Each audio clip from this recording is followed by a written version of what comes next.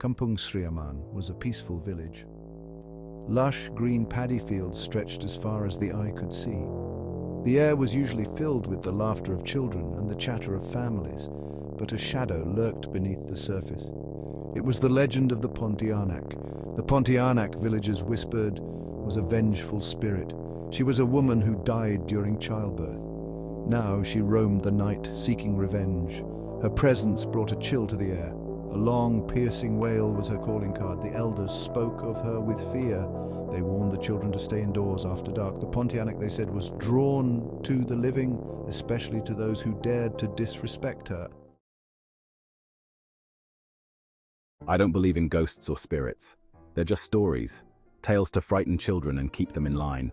The 7th month of the lunar calendar arrived.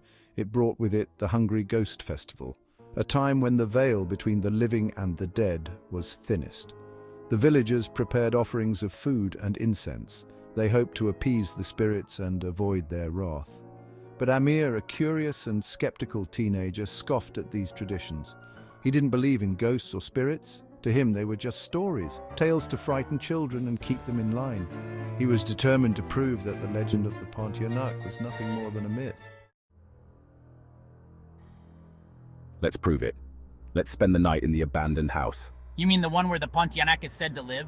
Are you sure about this? It sounds risky. On the eve of the festival, Amir and his friends gathered. They dared each other to prove their bravery. The challenge to spend the night in the abandoned house at the edge of the village, the house where the Pontianak was said to reside. The house stood isolated and forgotten. Its walls were crumbling, consumed by creeping vines. The roof sagged precariously. Locals whispered that it was the place where a woman had died giving birth. They said her spirit, the Pontianak, remained trapped there. Why does it feel like we're being watched? This place gives me the creeps. Maybe we should turn back. As Amir and his friends approached the house, the air grew heavy. The playful banter died down, replaced by an uneasy silence.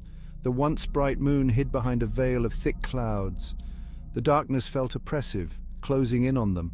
A shiver ran down Amir's spine. He couldn't shake off the feeling that they were being watched. The house loomed before them, a silhouette against the darkened sky. It looked like a gaping maw, ready to swallow them whole. The silence was shattered by a sound. It was a baby's cry, thin and mournful. It seemed to come from within the house. Did you hear that? It's a baby's cry, inside the house. Amir's friends froze, their faces pale with terror. They wanted to run, to escape the chilling sound. We should get out of here. This is too creepy. But Amir, though shaken, stood his ground. Curiosity warred with fear inside him. He had to see what was making that sound. He took a step closer to the house. I need to know what's going on. I have to see. A flash of white flickered at the window. A long guttural wail echoed through the night, sending chills down their spines. The stench of decay wafted from the house, making their stomachs churn. It was the smell of death, heavy and clinging. Oh no, that smell, it's unbearable. I can't take it anymore. Let's get out of here. Amir's friends panicked. They turned and fled, their fear overcoming their bravado. But Amir was rooted to the spot. He couldn't tear his eyes away from the window. I can't leave. I need to see what's inside. Slowly, cautiously, Amir approached the house. He peered through the grimy window. Inside, he saw her. She hovered in the darkness, a spectral figure in white. Her long black hair cascaded down her back. Her eyes glowed red, filled with a mixture of sorrow and rage. In her arms, she cradled something. It was then that Amir noticed the long, sharp fingernails, the bloodstains on her white dress, the putrid smell that clung to her. He was face to face with the Pontianak. This can't be real. It's her, the Pontianak.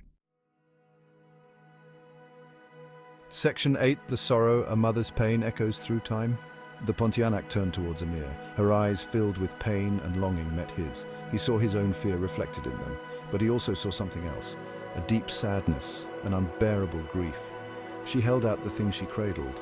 It wasn't a weapon, as Amir expected. It was a baby, or rather the ghostly image of a baby. The baby cried again, a heart-wrenching sound that echoed the Pontianac's own sorrow. In that moment, Amir understood. The Pontianak wasn't evil. She was simply a grieving mother trapped in her own personal hell. Section 9. The Promise, a vow to ease the Pontianac's suffering. I will tell your story. I will make sure people remember you and your child. Amir felt a surge of sympathy for the spirit. He understood her pain, her eternal grief. He wanted to help her. He backed away slowly, never taking his eyes off the Pontianak. He raised his hands in a gesture of peace. "I will tell your story," he whispered, his voice trembling slightly. "I will make sure people remember you and your child." The Pontianak seemed to shrink back slightly. Her cries softened, becoming more mournful. She looked at Amir, her ghostly face etched with a flicker of hope. Section 10. The Aftermath. Changed hearts and a renewed respect for legends. Amir left the abandoned house a changed person. He no longer scoffed at the legends. He had seen the truth with his own eyes. The Pontianak wasn't a monster, she was a victim. He told his friends about his encounter. Really? Are you serious? I can't believe it, but you seem different. At first, they didn't believe him, but they couldn't deny the change in him, the fear in his eyes, the conviction in his voice. They returned to the village, carrying with them a newfound respect for the stories of old. They understood that legends often held a grain of truth. Section 11. The legacy whispers fade, but memories linger. The abandoned house remained untouched, but the fear surrounding it began to dissipate. It was replaced by a sense of sadness, a shared grief for the Pontianak and her child. Amir kept his promise. He told the villagers the Pontianak story. She was in so much pain. We need to remember her and her child. He spoke of her pain, her sorrow, her longing. Slowly, the villagers began to understand. They offered prayers for the Pontianak and her child, hoping to ease their suffering. The whispers of fear faded. In their place, a quiet respect for the legend took root. The Pontianak's cries were no longer heard, but her memory lived on, a reminder of the thin veil that separated the living from the dead, and the enduring power of a mother's love.